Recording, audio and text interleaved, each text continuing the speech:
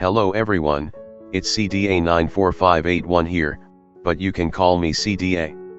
Today, we are here with a Bedrock Edition add-on tutorial, covering custom items today. We can use these to do all sorts of things, from things you can wear, like heads and armor, weapons, tools, food, and a whole lot more. So, once you've watched the fundamentals linked in the info cards, let's get started. Please do note that these features, as of 1.16.200, currently requires Holiday Creator features to be enabled, in the experimental gameplay section. This is because many of the item features are fairly new at the time of writing, so they are still being tested and refined. This also means that you will not be able to use these on servers yet, until they come out of the experimental things. So, this tutorial contains both a resource pack and a behavior pack. We'll start with the behavior side first. Once you've created your manifest.json and pack_icon.png files, create a folder called items.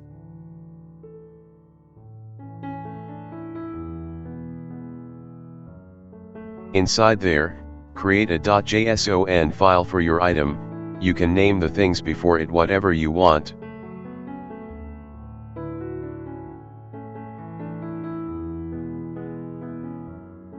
In that file, create an object and set the format_version value to the latest value, which as of recording, is 1.16.100.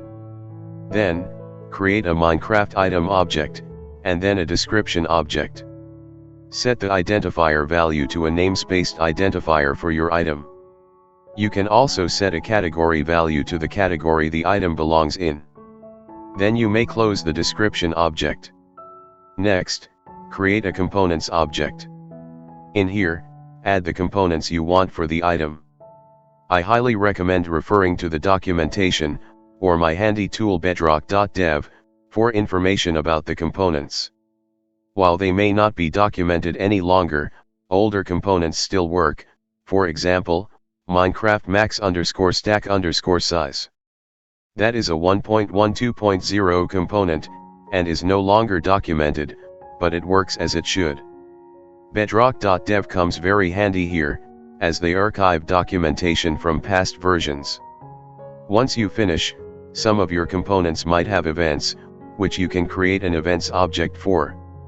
This specifies things to do if something happens. Currently, the 3 event responses are sequence to run things in a sequence, run_command to run an array of commands, and randomize, where you can set an array of things with weights, and choose a random response.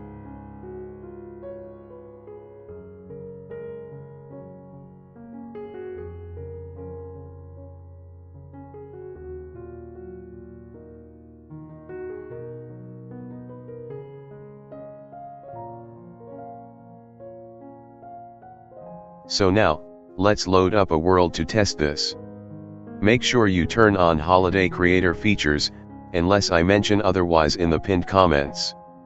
Now our item works as we expect, but we see a major issue: there is no texture. That's because we didn't give it a texture. Let's fix that. Go into your resource pack folder, and create a folder called textures.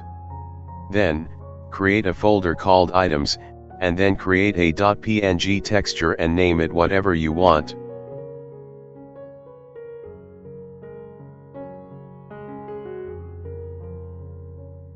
I personally just copy over previous textures I've made and modify that way, since it's already a preset size.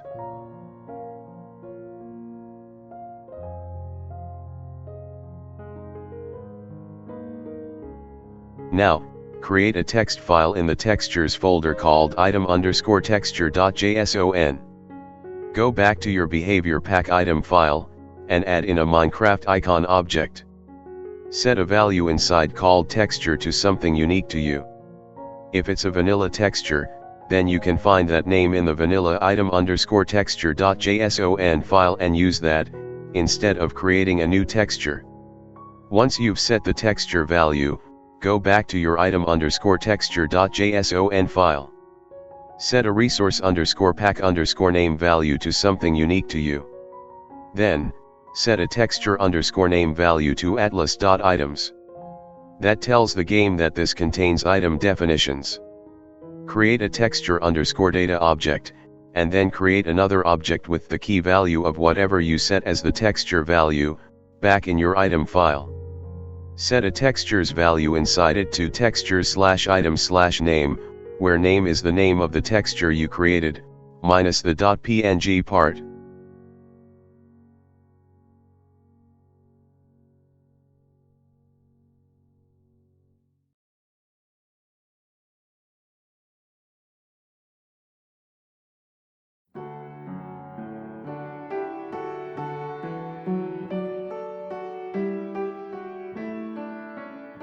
Now, when we go to load this up, we should see it works. Congratulations! Final step, get rid of that ugly text. Create a folder in your resource pack called texts. Then, create a .lang file depending on language you are using.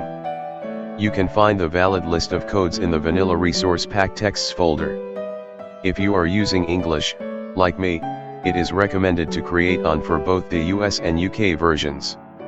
I usually just copy the US one and rename it to n_UK. Now inside, note that each line is a new name, so have a new line for each item. For each item, input item.namespace name equals text.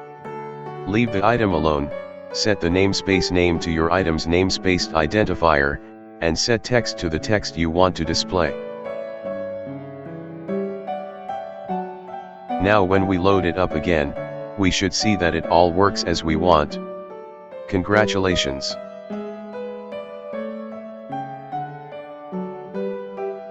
So that is all I have for today. As always, if you have any questions, comments, or feedback in general, feel free to let me know anywhere you can find me. Anyway, thanks for watching, and I'll see you next time.